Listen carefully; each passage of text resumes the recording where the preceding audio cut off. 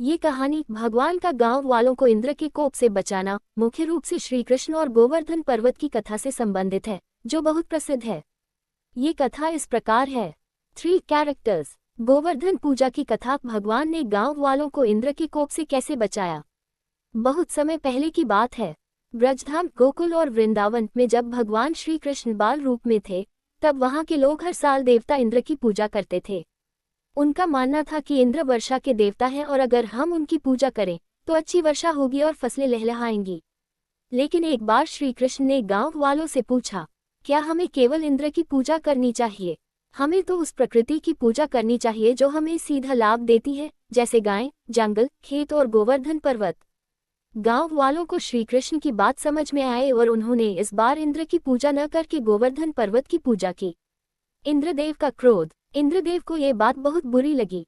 उन्होंने सोचा, मुझे छोड़कर इन ग्वालों ने एक पर्वत की पूजा की, मैं इन्हें सबक सिखाऊंगा। इंद्र ने ब्रज पर भयंकर वर्षा और तूफान भेजा। कई दिनों तक लगातार बारिश होती रही। गांव में बाढ़ जैसा माहौल हो गया।